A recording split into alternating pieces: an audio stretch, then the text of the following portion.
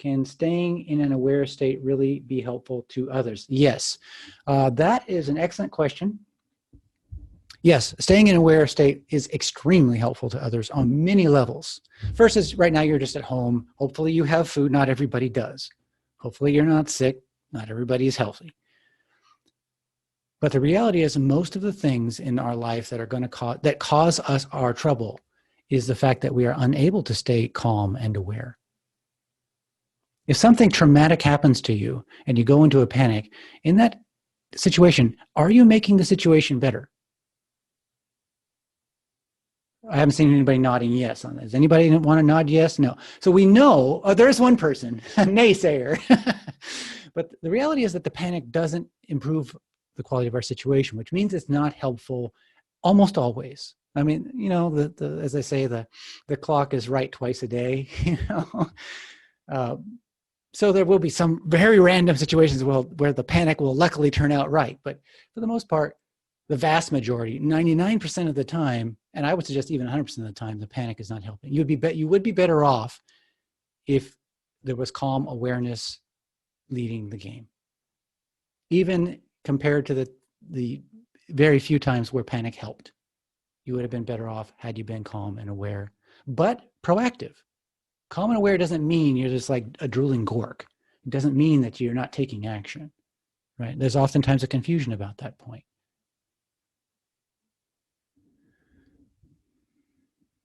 This will also help others because what you're doing, so the human mind, as we can see, is extremely easily manipulated, or it adjusts very rapidly to the social situation, right?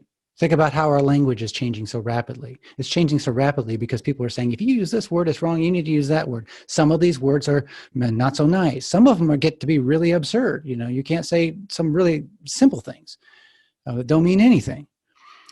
But what will happen is the mind starts it's just like this momentum that takes over and it changes our atmosphere. If you're in a room of 10 people that are depressed all the time, it's going to weigh you down. If you're surrounded by people who are anxious all the time, who are panicking all the time, it's going to stimulate panic at a nervous system level. Even if you don't want it to, for many people, that's what will happen. So you influence the environment just as the environment influences you. The question is, are you a helpful influence or not? Is your current expression or expression in that moment, in the moment, helpful or not? This is so simple. When you see it that way, is it helpful or not? Then that is the moment when we're awake. Right? What I mean awake, I'm not like awake to some alternative universe and you're standing on some cloud and you might have some visionary experience like that, but that's not really the point.